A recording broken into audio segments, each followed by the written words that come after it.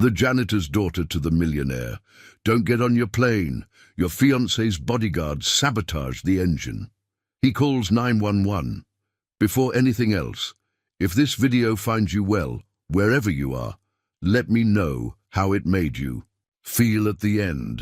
The private airstrip gleamed under the morning sun as Ethan Blackwood checked his Rolex one last time. At 34, he'd built Mindtech into a billion-dollar empire, and today's meeting in Seattle could double that value overnight. His Italian leather shoes clicked against the tarmac as he approached his Gulfstream G650, the flight crew standing at attention. "Everything's ready, Mr. Blackwood," his pilot called. "Weather's clear all the way to Seattle." Ethan nodded, his mind already rehearsing his presentation. He'd worked 18 months on this deal. Nothing could go wrong today. "Mr. Blackwood." "Stop! Please stop!" The high-pitched voice cut through the drone of distant aircraft. Ethan turned to see a small girl, no more than 8 years old, running across the tarmac, her dark pigtails bouncing with each desperate step. Behind her, a security guard jogged in pursuit, his face flushed with embarrassment. "Sir, I'm sorry." The guard began. Ethan raised his hand. "It's fine." Something about the girl's expression made him pause. Pure terror in those wide brown eyes. She skidded to a stop, breathing hard. "Please don't get on your plane," she gasped. "The engine." "Someone broke it." Ethan crouched to her level. "What's your name?" Lucy Martinez." She glanced nervously over her shoulder. "My mom cleans your office building at night. I come with her sometimes." "And how do you know about my plane, Lucy?" Her small hands twisted the hem of her faded blue t-shirt. "I saw him, Ms. Audrey's security man, the tall one with the scar." She pointed to her eyebrow. "He came last night. He was under the plane for a long time." A chill ran through Ethan's body. Marcus Reed, his fiancée Audrey's personal security detail. The ex-military man had always made Ethan uneasy, but Audrey insisted on keeping him around. "Lucy!" A woman in a cleaner's uniform rushed toward them. "I'm so sorry, Mr. Blackwood. She ran away from me." "Mom, tell him," Lucy pleaded. "Tell him about what I said at breakfast." Eleanor Martinez's face drained of color.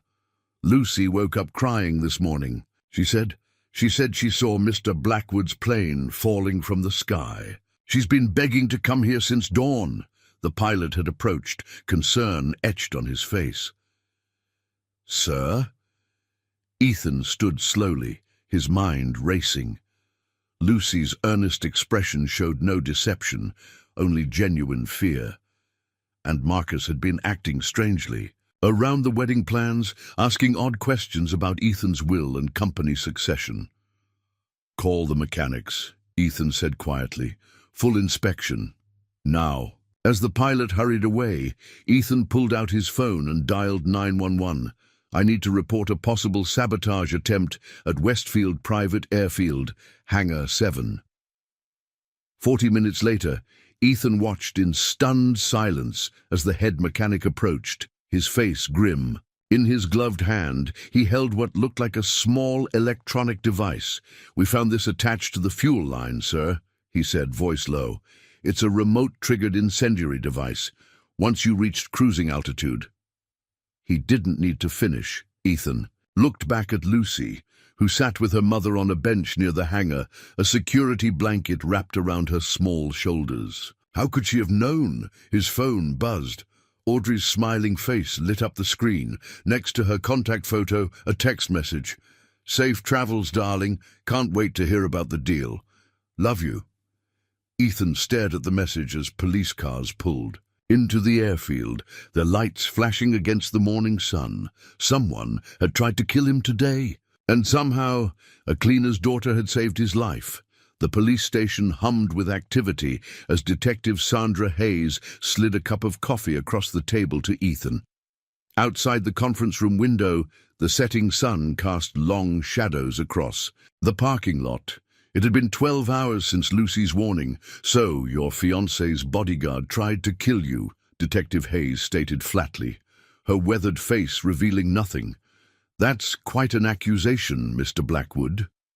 Ethan stared into the black coffee. The device was real. Your bomb squad confirmed it. Yes, but connecting it to Marcus Reed requires evidence. We're checking security footage from the hangar, but so far, nothing conclusive. The door opened and a younger officer stepped in. Detective, we've got Reed in custody. Airport security caught him trying to board a flight to Mexico City. Ethan's blood ran cold. Did he say anything? Nothing, sir. Lawyered up immediately. Detective Hayes sighed. Mr. Blackwood, has your fiancée contacted you since this morning?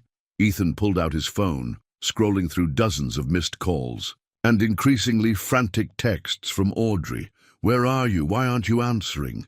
The news is saying something happened at the airfield. Call me. Ethan, please, I'm worried sick. Just let me know you're alive.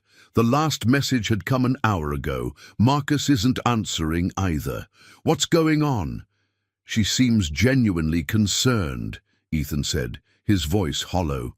Or she's creating a believable alibi, Hayes countered. People have been known to put on quite a show. A knock on the door interrupted them. Elena Martinez stood in the doorway, Lucy half hidden behind her.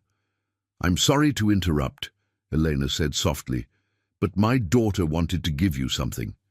Lucy stepped forward, holding a crumpled piece of paper. She placed it on the table and pushed it toward Ethan. I drew it this morning, she whispered, after my dream. Ethan unfolded the paper, a child's drawing of a plane, flames erupting from its side, dark clouds, and most disturbing of all, a stick figure with long yellow hair watching from the ground. Who's this? Ethan asked, pointing to the blonde figure. The lady who told the man to hurt your plane, Lucy said, her voice barely audible. I saw her in my dream. She was laughing. Detective Hayes leaned forward. And what did this lady look like, sweetheart? Lucy's eyes met Ethan's. She looks like the pretty lady in the pictures on your desk, Mr. Blackwood. The room fell silent. Ethan's hands began to shake. On his phone, another text from Audrey appeared. I'm coming to find you. I love you. Detective, Ethan said quietly. I think you need to find Audrey before she finds me. As Hayes rushed from the room, Ethan remained frozen, staring at Lucy's drawing. The stick figure with the yellow hair had a small detail he hadn't noticed. At first, a tiny red heart necklace, identical to the one he'd given Audrey on their first anniversary. His entire world was crumbling beneath him, and somehow this child had seen it coming. There's no logical explanation, Mr. Blackwood. Dr. Margaret Wilson removed her glasses, rubbing the bridge of her nose. 3 days had passed since the attempted sabotage, and Ethan sat in the renowned neurologist's office, seeking answers. The tests showed nothing unusual about Lucy's brain activity. But she saw something that hadn't happened yet, Ethan insisted. She knew details nobody could have known. Dr. Wilson sighed. The human mind is still largely a mystery to us. Throughout history, there have been documented cases of seemingly inexplicable premonitions. Most can be attributed to pattern recognition, subconscious observation, or coincidence. This wasn't coincidence, Ethan said firmly. She drew my fiancée before she'd ever seen her. The doctor hesitated. Mr. Blackwood, what exactly are you hoping to discover here? Ethan leaned forward. I want to understand how Lucy knew and why she knew. Why her? Why me? Perhaps those questions don't have scientific answers, Dr. Wilson replied gently. Sometimes we simply have to accept the mystery. Outside the medical center, Ethan found Elena and Lucy waiting on a bench. Lucy was reading a worn library book about astronomy, her small finger tracing the constellations. Thank you for bringing her, Ethan said to Elena. I hope it wasn't too disruptive. Elena shook her head. Lucy wanted to come. She's been different since that morning, more quiet. Ethan knelt before Lucy. The doctor says you're perfectly healthy. Lucy looked up from her book. Did she say why I can see things sometimes? No, she didn't have an answer for that. Lucy nodded, unsurprised. Grandma Rosa said some people just have gifts. She could feel rain coming in her bones 3 days early. Ethan smiled. That's quite a talent. Mine's scarier, Lucy whispered, her eyes dropping to her book. I don't like seeing bad things before they happen. Something in her tone made Ethan's skin prickle. Lucy, have you seen something else? The girl hesitated, then nodded almost imperceptibly. Last night, but Mom says I shouldn't tell you because you have enough worries. Eleanor sighed. Lucy, please. It's okay, Ethan assured her. Lucy, whatever you saw, you can tell me. Lucy closed her book. I saw the blonde lady again. She was in a dark room with lots of papers. She was angry, saying your name over and over. Was there anything else? Ethan asked, trying to keep his voice steady. She was talking to someone on the phone, she said. Lucy glanced at her mother. She said they needed a new plan because the first one failed. Ethan's phone vibrated in his pocket. An unknown number. He answered cautiously. Mr. Blackwood, Detective Hayes's voice crackled through the speaker. We've got a problem. Audrey Wilson posted bail for Marcus Reed this morning. Both of them have disappeared. As Ethan absorbed this news, Lucy touched his arm gently. There's one more thing I saw, Mr. Blackwood. Numbers. I kept seeing numbers in my dream. What numbers, Lucy? 7, 8, 4, 5, 9, 2. Over and over again. Her brow furrowed. Do they mean anything to you? Ethan felt the blood drain from his face. 7, 8, 4, 5, 9, 2. The access code to his company's secure server, where all of Mindtech's proprietary technology was stored. I have to go, he said, already dialing. His security chief. As he turned to leave, Lucy called after him. Mr. Blackwood, in my dream, you weren't alone. There was someone helping you, someone with a bright light around them. Ethan paused. Did you see who it was? Lucy shook her head. No, but they were important, really important. As Ethan hurried to his car, he couldn't shake the feeling that his life had veered into territory beyond his understanding. And somehow, this child was his guide. Mindtech's headquarters buzzed with nervous energy as Ethan strode through the main lobby. Employees whispered behind cupped hands, their eyes following him to the elevator. The news of his near-death experience and Audrey's disappearance had spread like wildfire. The security team found no breaches yet. David Chen, his chief of security, reported as they rode to the executive floor. But if they have your access code, they won't get far, Ethan interrupted. The code is only one layer. They'd need my biometrics to access the quantum encryption algorithms. The elevator doors opened to reveal Anna Reynolds, Ethan's executive assistant for the past 8 years, pacing the hallway. Thank God, she breathed, rushing toward him. The board's been calling non-stop. The Seattle investors are threatening to pull out, and PR is drowning in media requests. Ethan headed straight to his office. Schedule an emergency board meeting for this afternoon, and Anna, not a word about the access code situation.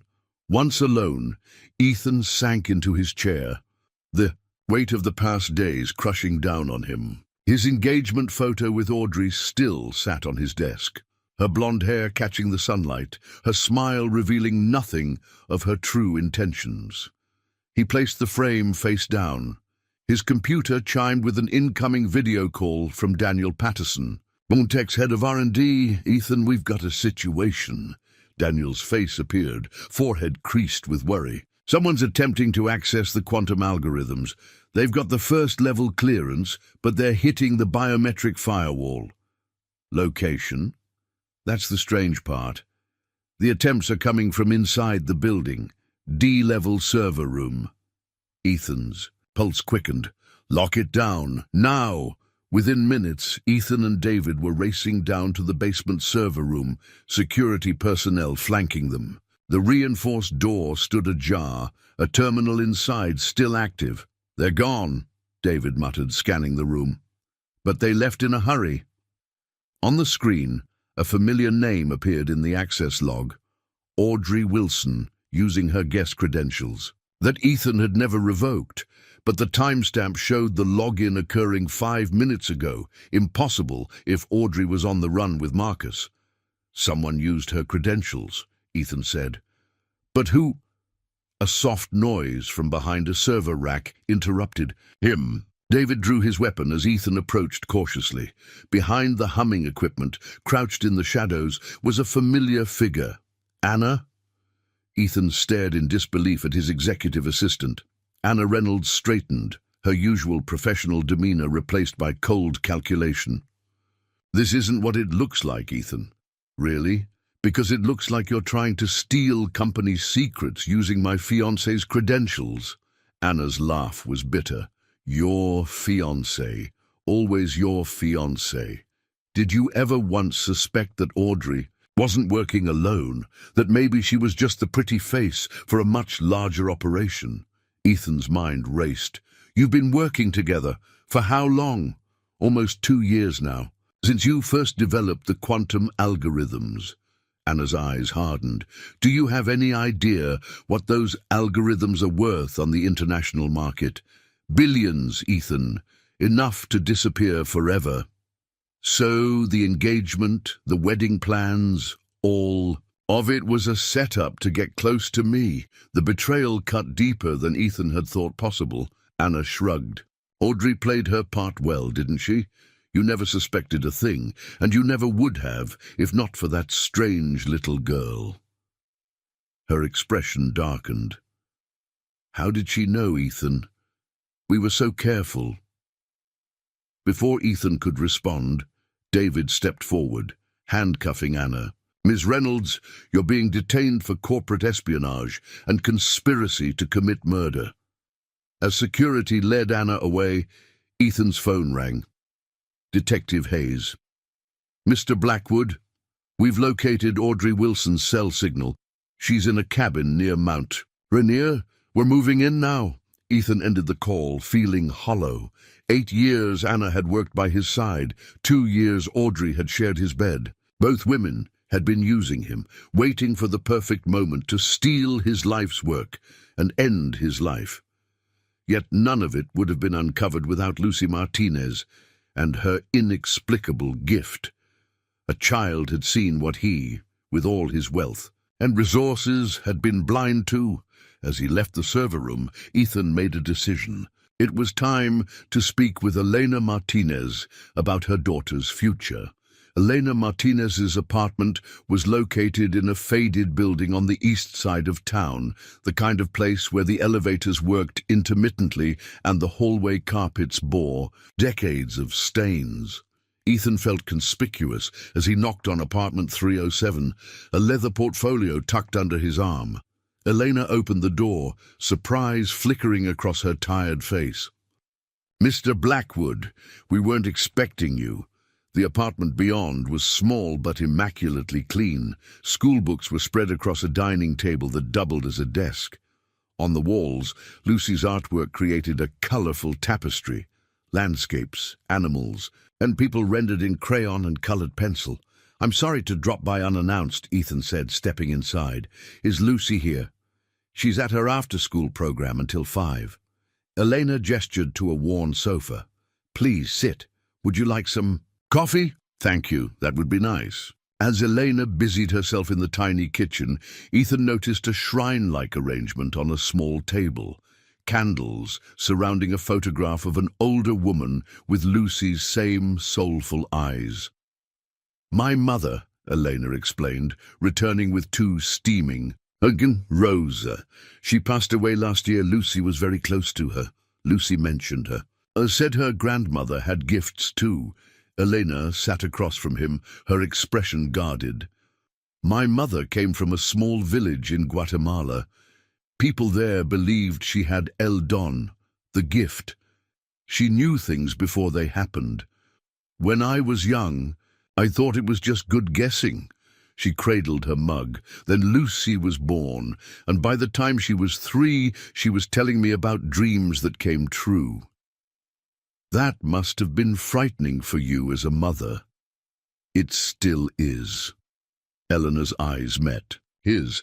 Mr. Blackwood, why are you here? Ethan placed the portfolio on the coffee table. I've been doing a lot of thinking since. Everything that happened. Your daughter saved my life, Mrs. Martinez. There's no amount of money that can repay that debt. We don't want your money. Elena said firmly, I understand, but I'd like to make sure Lucy has every opportunity in life.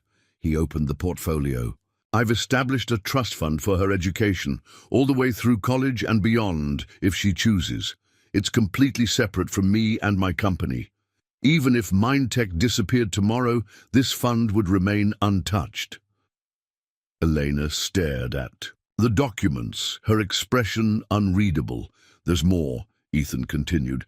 I own a building downtown that houses a specialized school, the Brighton Academy for Gifted Children. They focus on students with exceptional abilities, though usually in more conventional areas. I believe Lucy would thrive there. A private school. Eleanor shook her head. She wouldn't fit in. We're not from your world, Mr. Blackwood. The school offers full scholarships to exceptional students, regardless of background. Lucy would attend on her own merit, not as my charity. Case. Ethan leaned forward. Mrs. Martinez, your daughter has an extraordinary gift.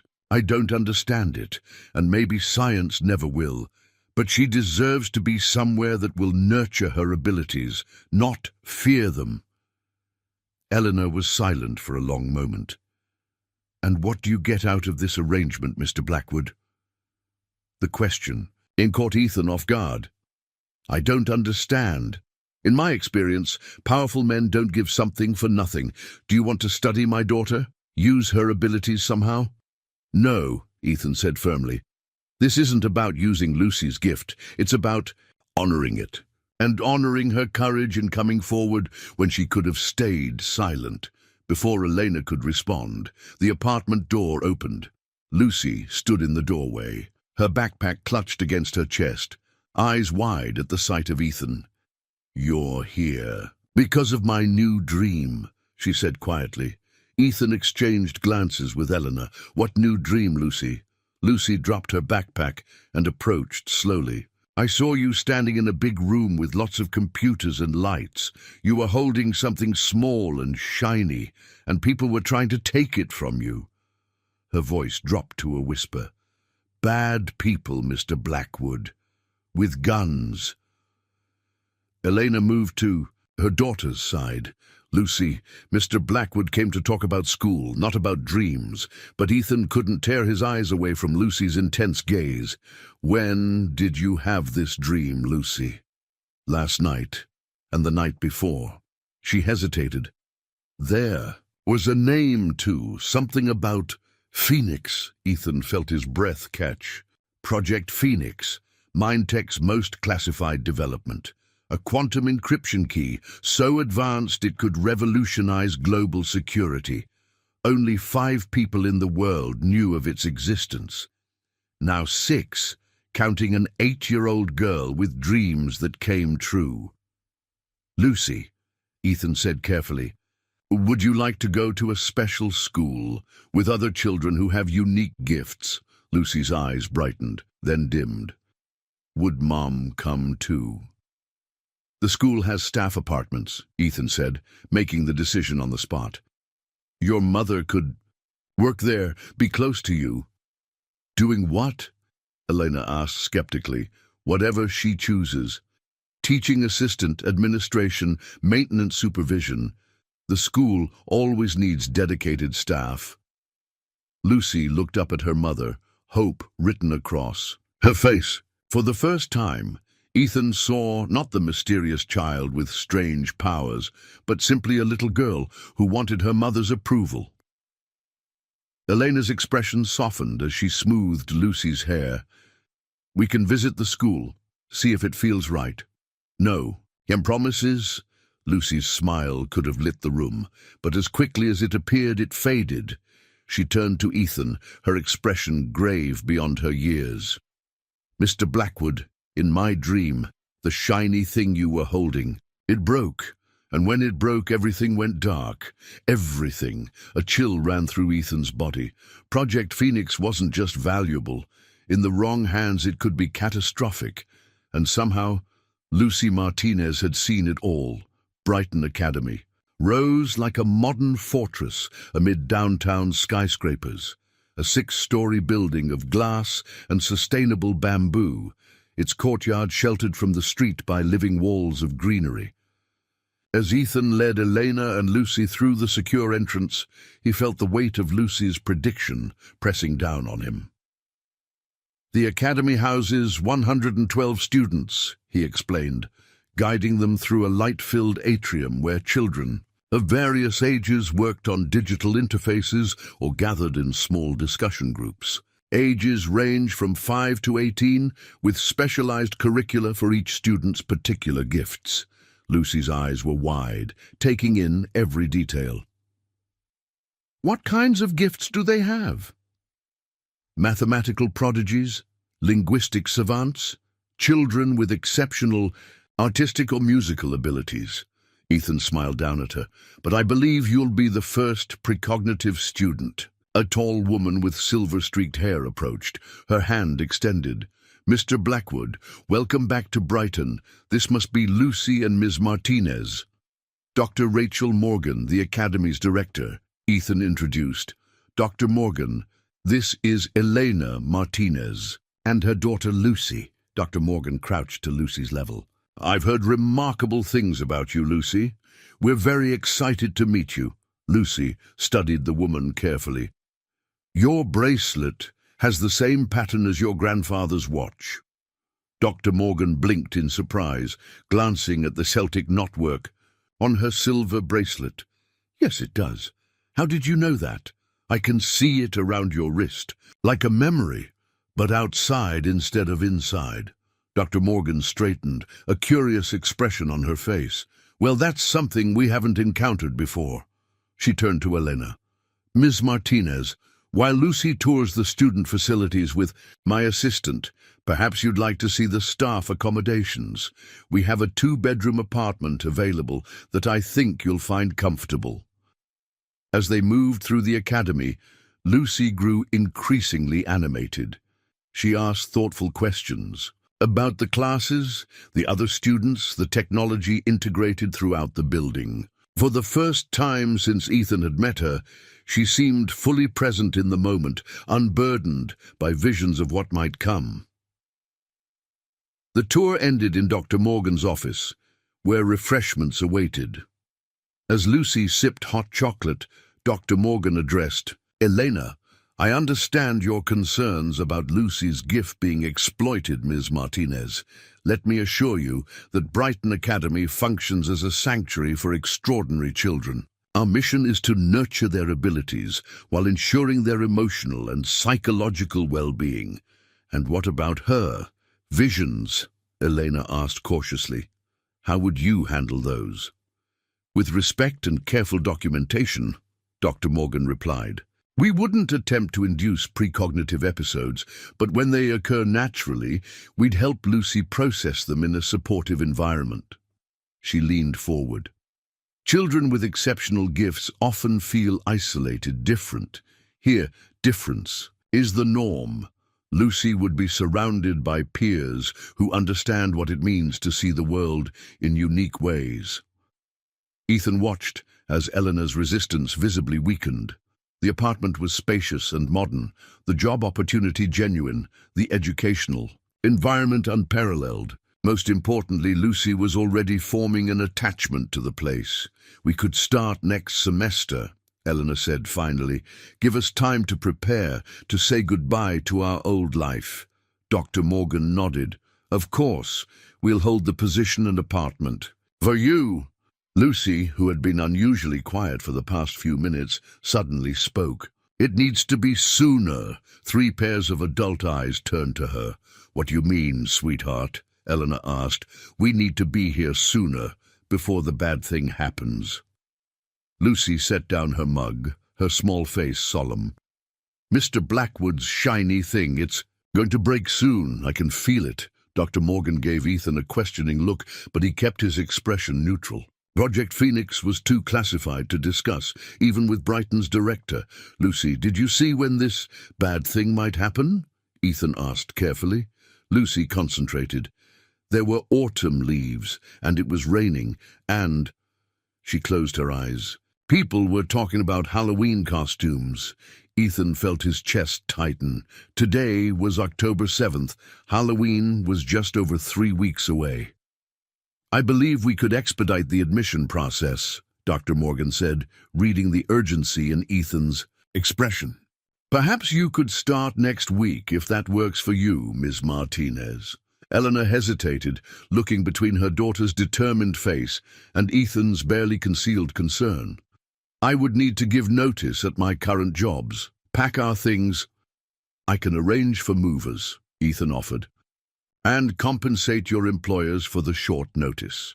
A heavy silence fell over the room. Finally, Elena nodded. "Lucy's education comes first. If this is what she needs, we'll make it work." As they prepared to leave the academy, Ethan's phone buzzed with a message from his security chief. Facial recognition picked up Marcus Reed at Vancouver International Airport. Canadian authorities in pursuit. Ethan slipped the phone back into his pocket, his mind racing. If Marcus was in Canada, where was Audrey?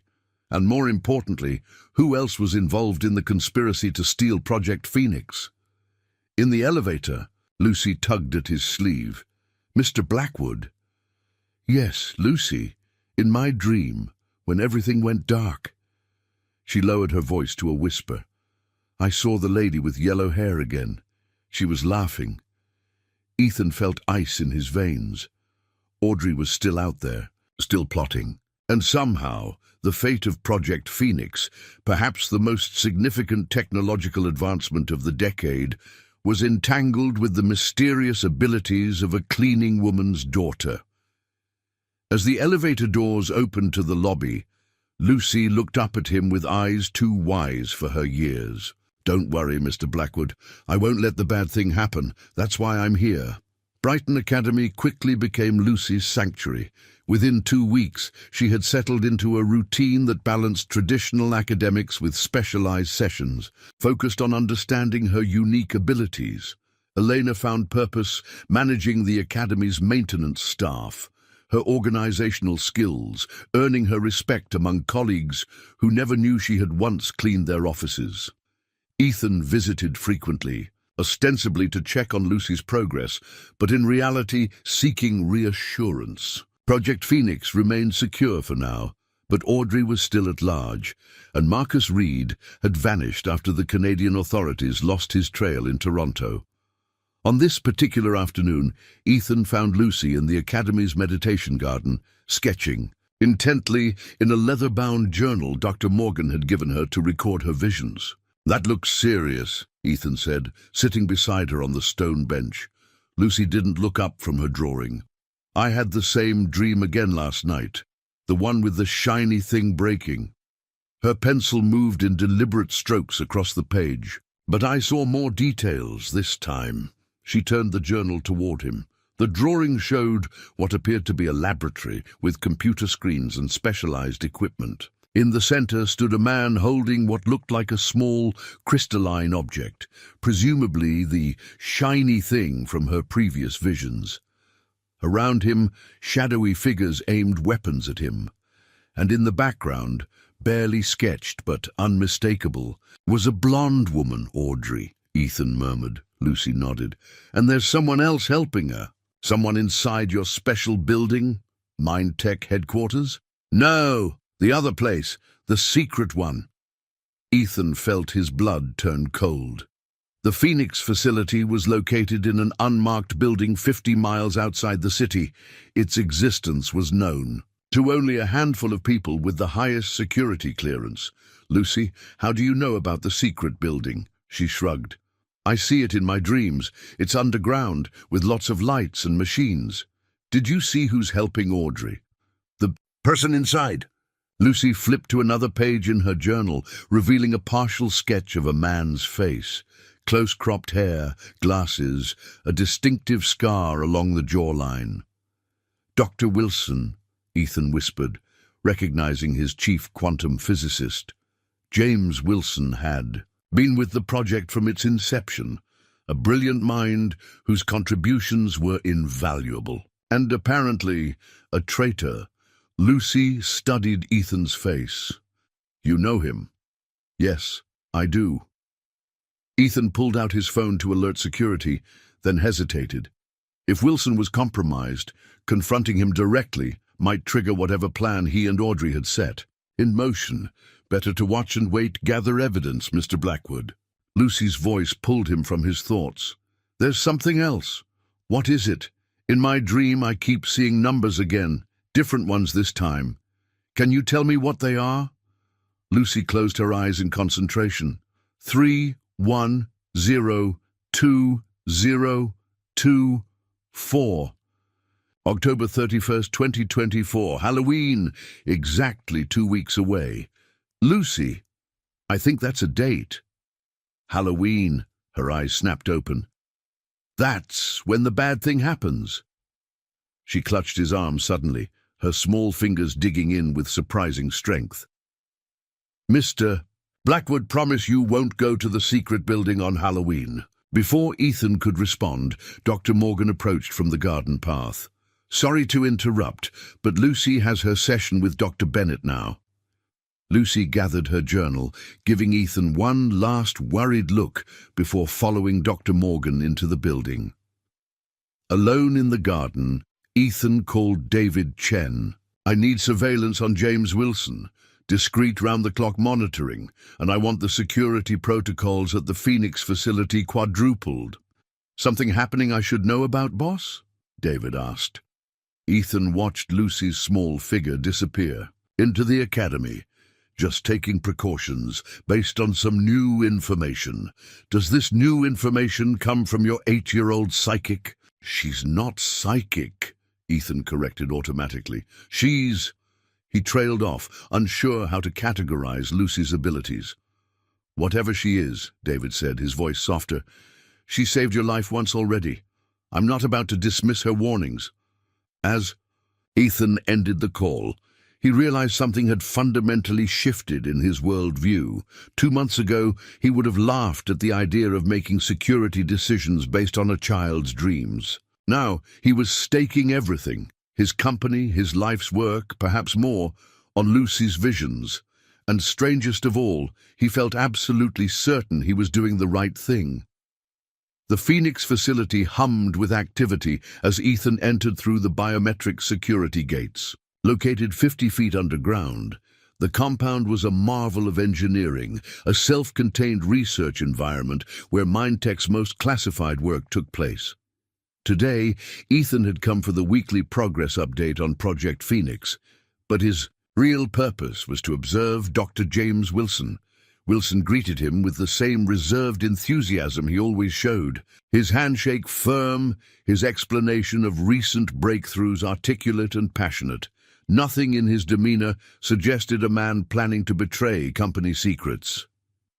"We've achieved quantum coherence at room temperature," Wilson explained, leading Ethan through the main laboratory. "The encryption key can now be maintained in a stable state without supercooling." "That's a significant advancement," Ethan noted, studying Wilson's face for any sign of deception. "Timeline for full implementation?" 3 weeks, perhaps less. Wilson adjusted his glasses, the fluorescent lights reflecting off the lenses. "We're running final stability tests now. 3 weeks, well after Halloween, after whatever Wilson and Audrey had planned. I'd like to see the physical prototype," Ethan said casually. Wilson hesitated, almost imperceptibly. "Of course, it's in the secure vault.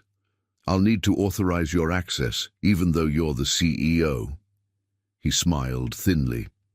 "Security protocols. You designed yourself, if I recall. The secure vault lay at the heart of the facility, protected by multiple authentication systems." As they approached, Ethan noted the subtle tension in Wilson's shoulders, the slight moisture gathering at his temples. "Everything all right, James?" Ethan asked. "Just a bit tired. Been pulling long hours on this phase of the project." Inside the vault, A single pedestal held what appeared to be a small crystal, no larger than a matchbox. The quantum encryption. Key, the physical manifestation of Project Phoenix. In this unassuming object lay the culmination of 5 years of research and billions in investment. A technology that could render all existing encryption methods obsolete overnight. "May I?" Ethan asked, gesturing toward the pedestal. Wilson nodded, though Ethan noticed his hands clench briefly at his sides. The key felt cool in Ethan's palm, catching the light in hypnotic patterns. This was what Lucy had seen in her dreams, the shiny thing that would break, plunging everything into darkness. "The security around this prototype is our highest priority," Ethan said, replacing the key carefully. "I've authorized additional measures, effective immediately." Wilson's eyebrows rose. "Oh, I wasn't informed." "New protocol, information compartmentalization, even at the executive level." Ethan met Wilson's gaze directly. "After what happened? With Anna Reynolds, we can't be too careful." "Of course," Wilson agreed smoothly, "though it does make coordination more challenging." As they exited the vault, Ethan's phone vibrated with a text from David Chen. Wilson made 3 calls to Burner. "Phones last week. Tracking their locations now. Also, check your email. Found something in his financials." "I need to take this," Ethan said, stepping away. "Continue the tour without me. I'll catch up." Alone in a secure conference room, Ethan opened the email. From David, Wilson had received 5 large deposits to an offshore account over the past 3 months, totaling nearly $20 million. The source was expertly hidden, but David's team had traced it to a shell company with possible connections to a technology conglomerate based in Shanghai. This wasn't just corporate espionage, it was international technology theft on a massive scale. Ethan called Detective Hayes, bringing her up to speed on the new developments. "We can arrest Wilson today," she offered. "We have enough evidence with the financial transactions." "No," Ethan decided. "If we move too soon, we might lose the connection to Audrey and whoever else is involved. Let's wait, watch his movements." "That's risky, Mr. Blackwood. If he succeeds in stealing or damaging the prototype, he won't," Ethan assured her, though his confidence was largely bluster. "The new security measures will prevent any unauthorized access to the key." As he ended the call, Ethan found himself thinking of Lucy's drawings, the laboratory, the armed figures, Audrey in the background, all pointing to a confrontation on Halloween night, 2 weeks away. His phone buzzed again, a text from Elena. "Lucy had another episode at school. She's asking for you. Can you come?" 20 minutes later, Ethan sat in Dr. Morgan's office, where Lucy curled in an oversized armchair, her face pale, hands trembling slightly as she clutched her journal. "She collapsed during mathematics class," Dr. Morgan explained softly. "When she regained consciousness, she was extremely agitated, insisting she needed to speak with you immediately." "They're coming sooner," Lucy said without preamble, her voice steady despite her obvious distress. "Not Halloween before." "Who's coming sooner, Lucy? The bad people.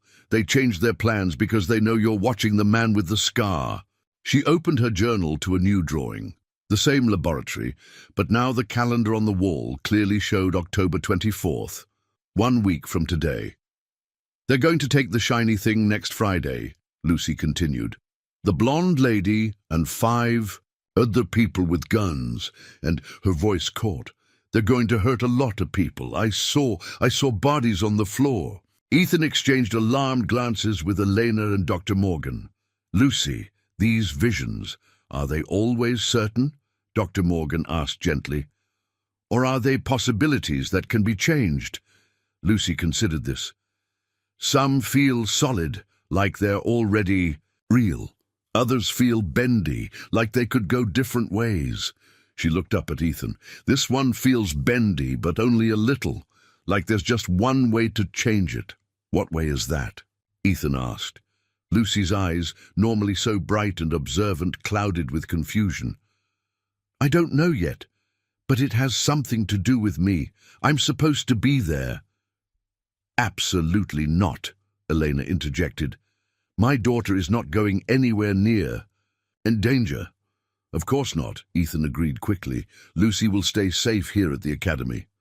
But as he met Lucy's knowing gaze, Ethan wasn't certain who was reassuring whom. The child seemed to understand something none of the adults in the room could grasp, that her role in these events was far from over. Later, as Ethan prepared to leave, Lucy tugged at his sleeve. "Mr. Blackwood, I drew one more thing." She hesitantly offered a folded page from her journal. "I didn't want to show Mom because it would scare her." Ethan unfolded the paper. It showed a child, unmistakably Lucy, standing in what appeared to be the Phoenix facility's main laboratory.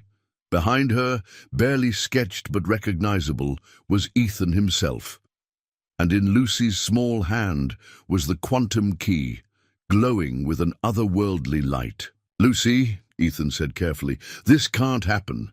You can't be at the facility, it's too dangerous." Lucy took back the drawing, her expression solemn. "Some things have to happen, even if they're scary. Grandma Rosa taught me that." As Ethan drove away from Brighton Academy, Lucy's drawing burned in his memory. The idea of bringing a child into such danger was unthinkable. And yet every one of her visions had proven accurate so far. What if her presence was somehow crucial to preventing catastrophe? 5 days before the predicted attack, Ethan convened an emergency meeting in Mindtech's most secure conference room. Present were David Chen, Detective Hayes, and Thomas Reynolds, the FBI's special agent assigned to the case once its international dimensions became clear. "We've identified 3 of Wilson's collaborators," Agent Reynolds reported, displaying surveillance photos on the screen. "All former military, now working as private contractors. They entered the country 2 weeks ago on false passports." "What about Audrey?" Ethan asked. Detective Hayes shook her head. "No confirmed sightings since Vancouver, but her digital footprint suggests she's somewhere in the Pacific Northwest. We've been monitoring all communications to and from the Phoenix facility.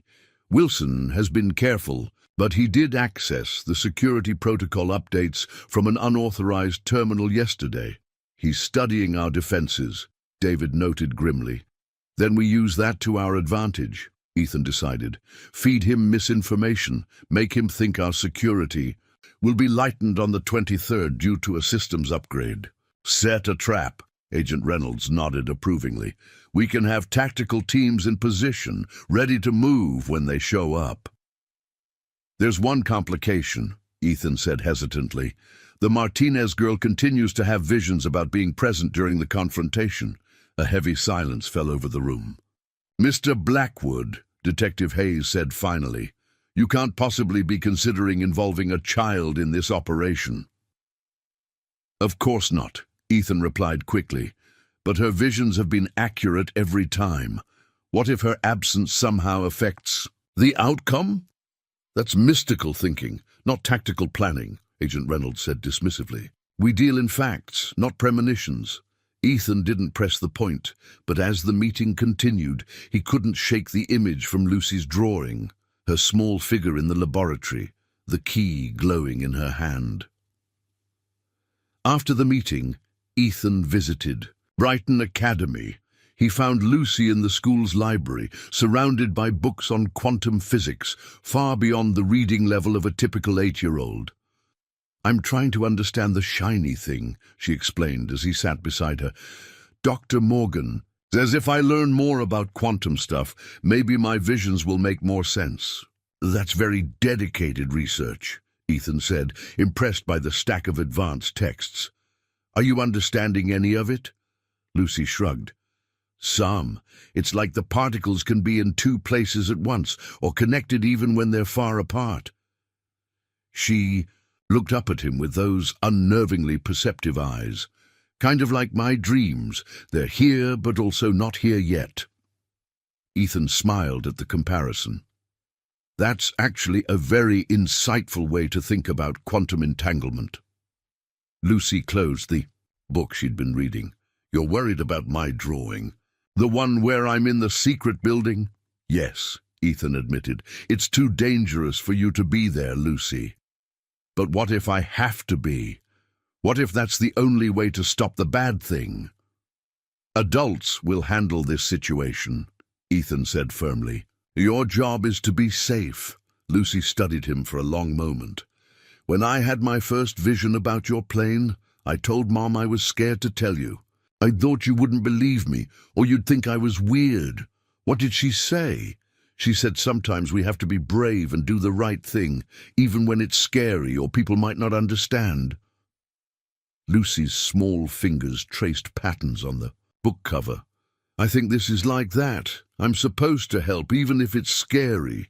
Ethan felt torn between admiration for her courage and horror at the thought of putting her in harm's way. Lucy, I promise I'm taking your vision seriously. We're preparing for exactly what you saw. Not exactly, she corrected softly. In my vision, I'm there too.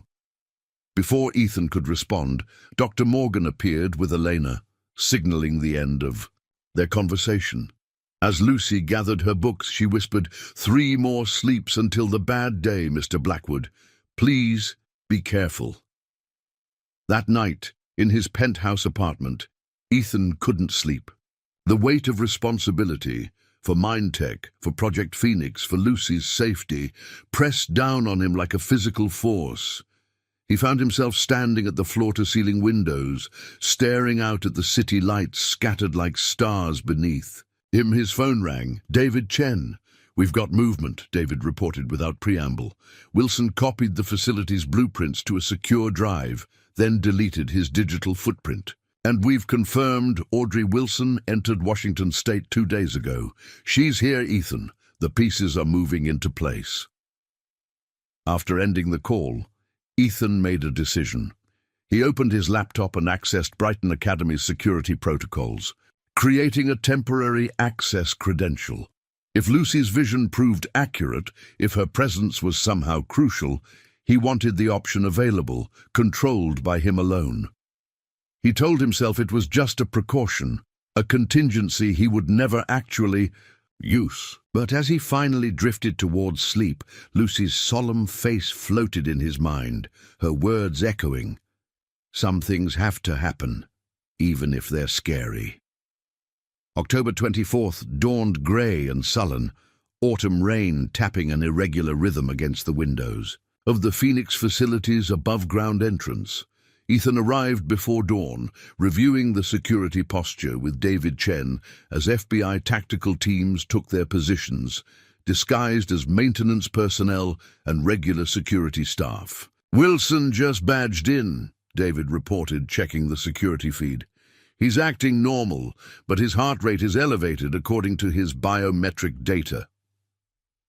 He knows it's today, Ethan murmured. Keep the surveillance tight but unobtrusive. We want him to think everything is proceeding according to his plan. By mid-morning, the facility had settled into its routine. Scientists and engineers going about their work seemingly unaware of the tension humming just beneath the surface. Ethan remained in the security center, monitoring both Wilson's movements and the Quantum Key's secure vault, which showed no unusual activity. At 11:47 a.m., his phone buzzed with a text from an unknown number. I know what you did to Marcus. You'll pay today. Audrey, trying to rattle him. Ethan deleted the message, without responding. At 1:15 p.m., the first sign of trouble appeared. 3 delivery vans pulled into the facility's loading dock, their credentials checking out against the system. But the weight distribution registered by the dock's sensors didn't match the manifests. Those vans are carrying people, not equipment, David said, immediately alerting the tactical teams. Before they could move, the facility's lights flickered, then stabilized. What was that? Ethan demanded. Someone's trying to access the emergency protocols, a technician reported. They're attempting to trigger a system-wide shutdown. Wilson, Ethan realized. He's making his move earlier than expected. The radio crackled with Agent Reynolds' voice. We've got armed suspects exiting the delivery vans, moving to intercept. The security center erupted into controlled chaos as the FBI team engaged the intruders at the loading dock. On the monitors, Ethan watched Wilson abandoning his workstation and heading toward the secure vault. He's going for the key, Ethan said, already moving toward the door. I'm going to the vault. Lock down his access.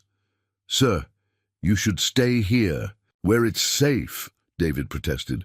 If he has inside help, the vault could be compromised. I need to secure the prototype personally. The journey to the vault level took Ethan through corridors now pulsing with emergency lights, the facility's automatic lockdown procedures initiated by the security breach. He passed frightened employees huddling in designated safe rooms, FBI agents moving in tactical formation, their weapons drawn. As he rounded the final corner to the vault anteroom, a familiar figure stepped into his path. "Hello, darling," Audrey said, a pistol aimed steadily at his chest. "Surprised to see me?" Ethan froze. Audrey looked different from the woman he'd known. Harder, her designer clothes replaced by tactical gear, her blonde hair pulled back severely. "And from her face, not really," he replied, keeping his voice even. "I've been expecting you." "So gallant," she smirked. "Always the perfect gentleman, even when faced with the woman who tried to kill you." "Why, Audrey? Was it always about Phoenix?" "It was always about the money, Ethan. 20 billion on the international market for quantum encryption technology that can break every existing security system." She gestured with the gun. "Now move. We're going to the vault, and you're going to open it for me. The FBI has the building surrounded. You won't make it out." "I've got that covered," Audrey said confidently. "Did you really think Wilson was my only inside help? Your security has more holes than you realize." As she forced him toward the vault, Ethan's mind raced, calculating options. The special access badge in his pocket would open the vault, but once inside, Audrey would have what she came for, and no more need for him. The vault's reinforced door came into view, and standing before it was James Wilson, working frantically at the control panel. "Problems?" Audrey asked sharply. Wilson looked up, his face tense. "They've changed the encryption. I can't override it. Lucky for you, I brought the key." Audrey pushed Ethan forward. "Open it, now!" Ethan hesitated, buying time. "The security protocols. Now, Ethan, or I start shooting your employees one by one." The cold detachment in her voice left no doubt she meant it. Slowly, Ethan reached for his badge. As he did, the lights flickered again, more pronounced this time. The facility's entire electrical system seemed to shudder, displays blinking out before restarting. "What the hell was that?" Audrey demanded. Wilson was staring at his tablet. "Something's happening with the power grid. The backup systems are behaving erratically." The distraction was enough. Ethan lunged, knocking the gun aside as Audrey fired, the bullet embedding itself in the wall. They grappled briefly before a blow to his temple sent him staggering back, vision blurring. "Enough!" Audrey shouted, recovering her weapon. "Open the vault or die right here!" Dazed, Ethan reached again for his badge. This time a new voice stopped him, small, clear, and impossibly familiar. "You shouldn't do that, Mr. Blackwood." All three adults turned in shock. Lucy Martinez stood in the corridor, wearing her Brighton Academy uniform, her ever-present journal clutched to her chest. "Lucy?" Ethan gasped. "How did you—" "I told you. I needed to be here," she said simply, her gaze shifting to Audrey. "You're the lady from my dreams, the one who wants to break the shiny thing." Audrey recovered quickly, aiming her gun at Lucy. "What is this? Who is this child?" "She's nobody," Ethan said quickly, stepping between them. "Just a student on a field trip who got lost." "No," Lucy contradicted, moving to stand beside Ethan. "I'm the one who saw you before you tried to kill Mr. Blackwood. I warned him about his plane." Recognition dawned in Audrey's eyes. "The cleaners. Brat? The one Marcus mentioned?" She laughed incredulously. "You're telling me a child ruined our first attempt?" Audrey, she has nothing to do with this, Ethan pleaded. Let her go and I'll open the vault. Oh, I don't think so, Audrey said, a calculating look crossing her face. This is too interesting. A child who can see the future. The people I work for would find that very valuable, perhaps even more valuable than the encryption key. Lucy showed no fear, meeting Audrey's gaze steadily. You won't take me, and you won't take the shiny thing either. Is that what your dreams tell you? Audrey mocked. Yes, Lucy said simply. They also showed me this. She opened her journal to a drawing, the vault, the quantum key, and what appeared to be an explosion of light. While Audrey was momentarily distracted by the drawing, Wilson made his move. He lunged for Audrey's gun, shouting, "This wasn't the plan! No children were supposed to be involved!" The gun discharged in the struggle, the bullet striking a control panel. Sparks erupted as alarms began to wail throughout the facility. "Security breach in the primary power core," an automated voice announced. "Quantum containment failure imminent. Evacuate immediately." Wilson's face went ashen. The bullet hit the main reactor controls, the feedback loop. It's destabilizing. The quantum matrix. What does that mean? Audrey demanded, still holding the gun, though now it wavered between Wilson and Ethan. It means in about 3 minutes, this facility's power core will create a localized quantum event that will destroy everything within half a mile, Wilson explained, panic rising in his voice, including the prototype. Audrey's composure finally broke. "Fix it now!" "I can't," Wilson said, already backing away. "Nothing can stop it now." As if to underscore his words, the lights flickered violently, and a deep rumbling began beneath their feet. Wilson turned and ran, disappearing down the corridor. Audrey's face contorted with rage. "This isn't over," she spat, then followed Wilson's path of retreat. Left alone with Lucy, Ethan knelt to her level. "Lucy, we need to evacuate. Now. How did you even get here?" "Dr. Morgan brought me," Lucy explained calmly. "She's waiting upstairs with Mom. They think I'm getting a special tour." The facility shuddered again, more violently this time.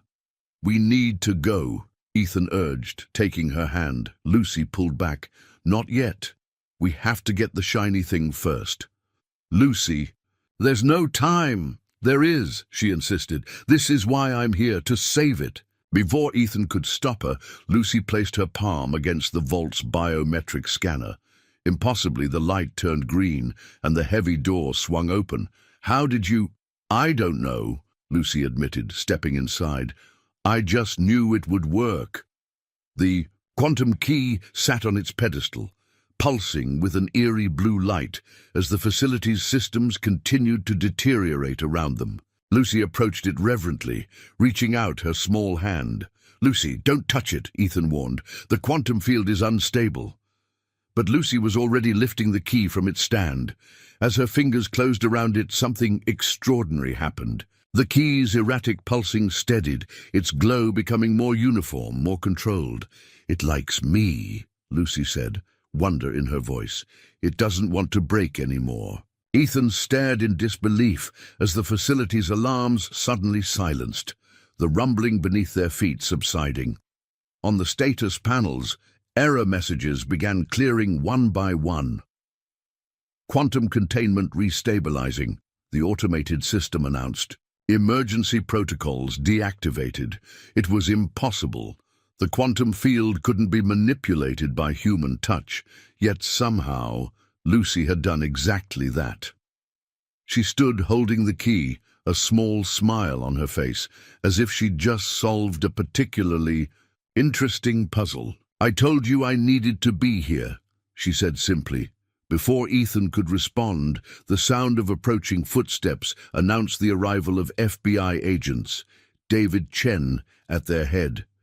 "Ethan, we thought—" David stopped short, staring at Lucy. "What is she doing here? And how is she holding the prototype without protective gear?" Ethan found he had no answer that would make sense. The child who saw the future had somehow stabilized an unstable quantum field with her touch alone. a feat that defied every principle of physics they understood. As the agents secured the area, Ethan knelt before Lucy. "You saved it," he said, softly. "You saved everything." Lucy carefully placed the key back on its pedestal, though its glow seemed to linger on her fingertips for a moment. "It's not over yet, Mr. Blackwood. The blonde lady got away." "We'll find her," Ethan assured her.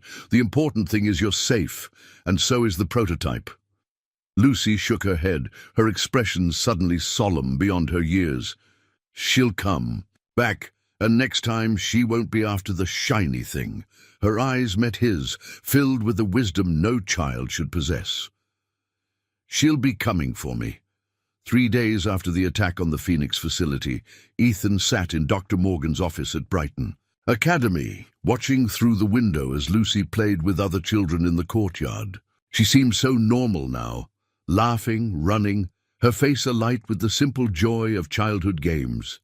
How could this be the same girl who had held advanced quantum technology in her small hands and somehow stabilized it through touch alone?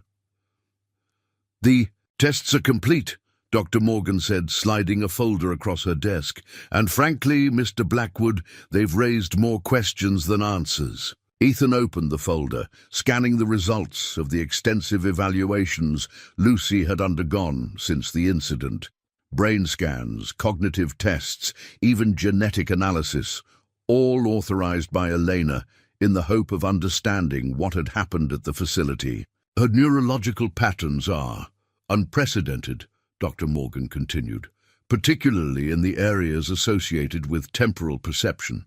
It's as if her brain processes time differently than ours, not just linearly, but across multiple dimensions, simultaneously. That would explain the precognitive abilities," Ethan mused, "but not how she interacted with the quantum key." Dr. Morgan leaned forward, lowering her voice. "There's more. The genetic testing revealed anomalies in her DNA structure, specifically in the areas that govern electromagnetic field perception. In simple terms, Lucy appears to have a natural ability to sense and influence quantum states." "That's impossible," Ethan protested. "Quantum manipulation requires specialized equipment, extreme conditions. Yet we all witnessed her stabilize the prototype with her bare hands," Dr. Morgan reminded him. "Sometimes the impossible simply means we don't understand the mechanisms." "And yet," Ethan closed the folder, troubled, "what does this mean for Lucy?" "It means she's unique, perhaps the first of her kind that we're aware of. A human being naturally attuned to quantum fields." Dr. Morgan's expression softened. "It also means she'll need extraordinary protection if others discover what she can do." "Audrey already knows," Ethan said grimly. "She saw Lucy interact with the prototype. She'll report to whoever she's working for. Then we need to ensure Lucy's safety becomes our highest priority." Through the window, Ethan watched as Lucy suddenly stopped playing, her head tilting as if listening to something only she could hear. Her expression grew serious as she turned, looking directly at the window where Ethan sat. Even at this distance, he could feel the weight of her gaze, knowing, expectant. "She senses we're talking about her," Dr. Morgan observed. "Her awareness extends beyond normal perception in ways we're only beginning to understand." Elena entered the office, taking a seat beside Ethan. Since the incident, she had aged visibly, worry lines etching themselves more deeply around her eyes. "The FBI agent was here again this morning," she said without preamble, "asking more questions about Lucy's abilities. I don't trust him." "Agent Reynolds is just doing his job," Ethan assured her, though privately he shared her concerns. The government's sudden interest in Lucy felt ominous. "He's not the only one asking questions," Elena continued. "Yesterday, a woman claiming to be from the Department of Education tried to speak with Lucy alone. When I refused, she became insistent. Security had to escort her out." "Did you get her name?" Ethan asked sharply. "Diane Miller." But when I described her to the agent, he said there's no Diane Miller in any federal education department. The implications were clear. Word was spreading about Lucy's abilities, drawing attention from multiple parties. We need to move her, Ethan decided. Brighton is too exposed now. I have a private compound in Montana, remote, secure, with its own staff and educational facilities. You want us to hide? Elena asked, though her tone suggested she'd already been considering similar options. Just until we can ensure her safety through official channels. I have contacts in Washington working on specialized protection protocols, but bureaucracy moves slowly. Dr. Morgan nodded her agreement. Brighton was designed for gifted children, but Lucy's situation goes beyond our security capabilities now. I believe Mr. Blackwood's suggestion is prudent. Elena looked out at her daughter, who was now sitting alone on a bench, drawing in her journal. When do we leave? Tonight, Ethan said. My jet is being prepared as we speak. 3 hours later, Lucy sat in Ethan's office at Mindtech headquarters, watching with curious eyes as he completed the arrangements for their departure. Elena was at their apartment, packing essential belongings with the help of David Chen's security team. You're worried, Lucy observed, setting aside her journal, about the blonde lady. Yes, Ethan admitted, seeing no point in hiding the truth from someone who could likely sense it anyway. Audrey is still out there, and she's seen what you can do. She thinks I'm like the shiny thing, Lucy said matter-of-factly. Something valuable to take. The child's insight was unsettling. That's why we're going somewhere safe, a place where she can't find you. Lucy considered this, then shook her head slowly. It won't work, Mr. Blackwood. Hiding, I mean. Why not? Because she's not working alone. She has friends in important places. Lucy opened her journal to a new drawing, what appeared to be a government building, with figures in suits examining files. One file bore Lucy's name. Ethan felt a chill. Lucy, did you see who these people are? Not exactly, but they wear special pins on their jackets. She pointed to a small detail in her drawing, a distinct insignia Ethan recognized with growing alarm. The National Intelligence Directorate, an agency so classified its very existence was denied in public records. When did you draw this? He asked, trying to keep his voice steady. This morning, after I woke up from a new dream. She turned to another page, revealing a drawing of what appeared to be the Montana compound Ethan had mentioned. This is where we're supposed to go, but it's not safe either. They find us there too. Ethan studied the drawing with growing unease. If Lucy could see government agencies tracking her, if no secure location would truly protect her. What do we do, Lucy? Where is safe? Lucy closed her journal, her expression suddenly older than her years. Mr. Blackwood, do you know why I can do the things I do? Why I see things before they happen? Dr. Morgan thinks it has something to do with your brain structure, your DNA. Grandma Rosa said some people are born with 1 foot in this world and 1 foot in another. Lucy's voice took on a rhythmic quality, as if reciting something she'd heard many times. She said I'm a bridge person. That's why I can see things others can't. A bridge person? Between what is and what might be? Lucy looked up at him, her eyes clear and direct. The blonde lady thinks I'm special because I can see the future and touch the shiny things without getting hurt. But that's not why I'm special. Then why are you special, Lucy? Ethan asked softly. Because I'm supposed to show people that the world is bigger than they think, that there are more ways of knowing things than just with computers and science. She placed her small hand over his. Grandma Rosa said, when bridge people appear, it means the world is changing, big changes that need guides to help people understand. Ethan felt a strange sensation, as if the office around them had suddenly expanded, revealing dimensions previously hidden. This child spoke with the wisdom of ages, yet retained the innocence of her 8 years. "So what do we do now?" he asked, finding himself deferring to her judgment in a way that would have seemed absurd just weeks ago. "We don't run," Lucy said simply. "We stand still and let them come to us. All of them. The blonde lady, the government people, the scientists who want to study me, they all need to see the same thing." "And what's that?" Lucy smiled, the expression purely childlike again. "That some gifts can't be taken or copied or locked away. They can only be shared freely." Before Ethan could respond, his phone rang. "Elena," her voice tight with controlled panic. "Someone broke into our apartment. They took Lucy's journal, the old one with all her drawings. The security team is searching." "But it's okay, Mom," Lucy called, able to hear her mother's voice through the speaker. "They were supposed to take it. Now they'll start to understand." As Ethan ended the call, promising to bring Lucy home with additional security, he found himself wondering exactly what game was being played here, and who was actually controlling the board. For all his wealth and power, all his careful planning and strategic thinking, he felt like a novice being guided by a master. And the master was an 8-year-old girl who spoke of being a bridge between worlds with the casual certainty of someone stating that the sky is blue. "They're all coming, Mr. Blackwood," Lucy said, gathering her things as they prepared to leave. "And when they do, something big is going to change. For everyone." She looked up at him with those penetrating eyes. "Are you ready?"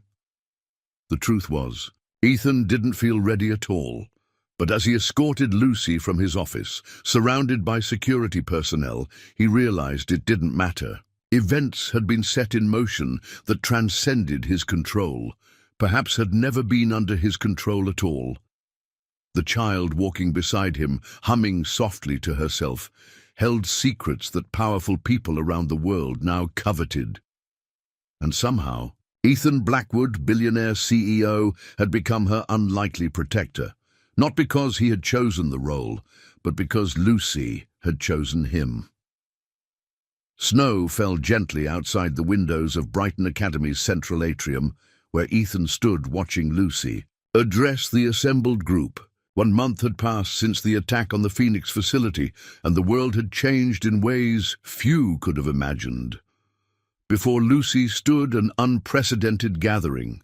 FBI agents, government officials from 3 agencies, scientists from Mindtech, and in the back, heavily guarded Audrey Wilson herself, captured after a failed attempt to abduct Lucy from the academy. "I know you all have questions," Lucy said, her small voice somehow filling the space. "About what I can do. About what it means." Ethan marveled at her composure. Gone was the shy child who had run across the tarmac to warn him about his plane. In her place stood someone who, despite her 8 years, commanded the attention of some of the most powerful people in the country. "The quantum key responds to me because I'm connected to it," Lucy continued. "Not just to it, but to all the places where quantum states exist. Dr. Morgan calls me a natural quantum observer." A government official leaned forward. "Are there others like you?" "Not yet," Lucy answered simply. "But there will be. That's why I'm here, to help you understand what's coming." She opened a new journal, a replacement for the one stolen from her apartment, and displayed a drawing. It showed children of various ages, each surrounded by a distinctive glow, standing among adults in what appeared to be classrooms, laboratories, and ordinary homes. "The world is changing," Lucy said. "The barriers between what you call reality and possibility are getting thinner. More children like me will be born. They'll see things differently, understand things differently. Is this a threat?" someone asked from the government section. Lucy smiled, the pure, uncomplicated smile of a child. "It's an invitation to see the world as bigger than you thought." From her seat in the front row, Elena watched her daughter with tears in her eyes. Beside her sat Dr. Morgan, frantically taking notes. "Your quantum encryption technology," Lucy addressed the Mindtech scientists, "is just the beginning. There are other bridges between worlds that humans can build, "I can show you." Audrey, who had maintained a stony silence, finally spoke. "She's not just a security asset. She's the key to everything we've been seeking." Her voice held no malice, now only wonder. "The people I worked for, they sensed something was coming. They just didn't know what.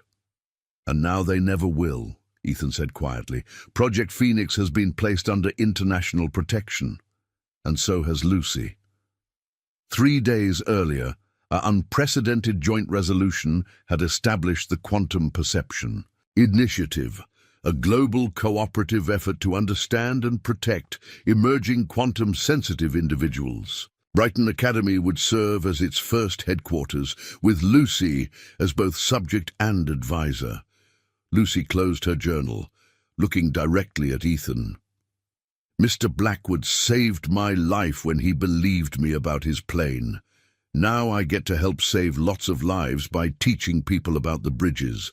As the meeting concluded, Ethan found himself standing with Elena, watching Lucy demonstrate quantum perception concepts to fascinated scientists.